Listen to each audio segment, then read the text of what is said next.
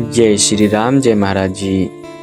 एक समय था जब जेफरी कागेल नाम का एक अमेरिकी युवा जीवन में भटक रहा था। दुनिया के शोर और बेचैनी में शांति की तलाश थी। यह कहानी है कि कैसे भारत के एक सीधे साधे संत नीम करोली बाबा ने जेफरी की कहानी को कृष्णदास नाम के एक विश्व प्रसिद्ध कीर्तन गायक की कहानी में बदल दिया।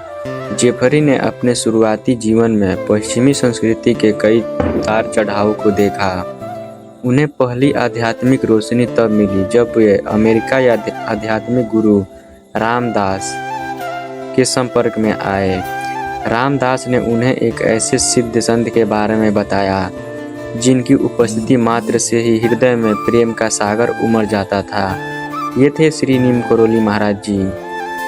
इस परिचय ने जेफरी के मन में भारत जाने की गहरी इच्छा जगा दी।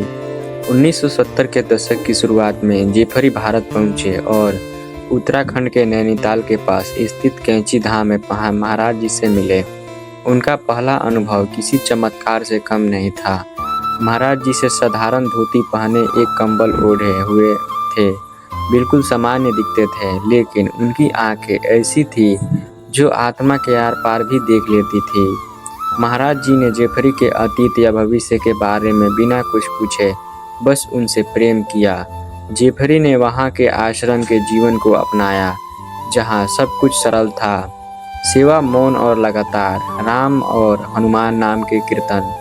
एक बार जेफरी बहुत परेशान थे और अपने मन की बात गुरु से कहना चाहते थे, लेकिन महाराज जी अपनी असीम करुणा से बिना किसी शब्द के उनके दर्शन को समझते थे।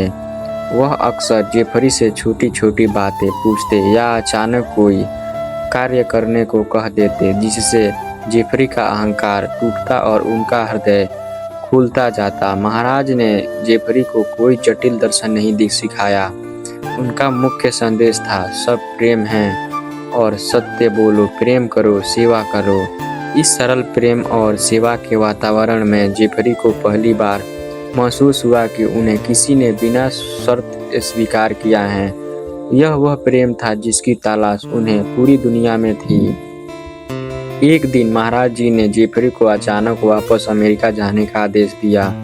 जेफरी नहीं जाना चाहते थे, वह गुरु के चरणों में ही रहना चाहते थे, लेकिन महाराज जी का आदेश अटल था। 1973 में महाराज जी ने अपना शरीर छोड़ दिया, महासमाधि ली। इस घटना ने जेफरी को गहरा सदमा दिया।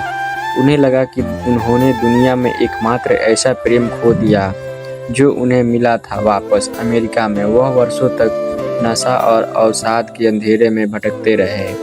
जब जेफरी का जीवन पूरी तरह से बिखर गया था, तब उन्हें महाराज जी के अंतिम संदेश और शिक्षाओं की याद आई। उन्हें याद आया कि भारत में कीर्तन गाते समय उन्हें कितनी शांति मिलती थी। आखिरकार जेफरी ने अपनी आवाज़ उठाई और गुरु की याद में और अपने ही हृदय के घावों को भरने के लिए गाना गाना शुरू किया। उन्होंने संस्कृत और प्राचीन मंत्रों और भजनों को पश्चिम संस्कृत के साथ मिलाकर गाना शुरू किया। यह गायक केवल मनोरंजन नहीं था, यह उनकी आत्मा की पुकार थी जो सीधे महाराज जी से जोड़ती थी। यह जेफरी कागेल अब दुनिया भर में कृष्णदास के नाम से जाना जाते हैं। नीम करोली बाबा ने कृष्णदास की कहानी को ऐसे बदला जैसे उन्होंने अमेरिका से भारत लाकर भक्ति के मूल तत्व से परिचित कराया। उन्हें यह सिखाया कि प्रेम और सेवा ही जीवन का सार है, और उन्हें यह भी सिखाया कि कीर्तन के माध्यम से दुनिया को जोड़ने का मिशन दिया। आज कृष्णदास अपनी संगीत के माध्यम से लाखों लोगों को शांति, प्रेम और भक्ति से जोड़ रहे हैं।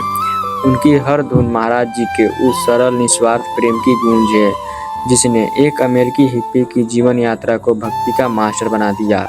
आप आज भी कृष्णदास नाम का भजन सुन सकते हैं यूट्यूब पर। तो ये थी आज की घटना जो कृष्णदास की कहानी को बाबा ने पूरी तरह बदल दिया। जय श्री राम जय महाराज जी।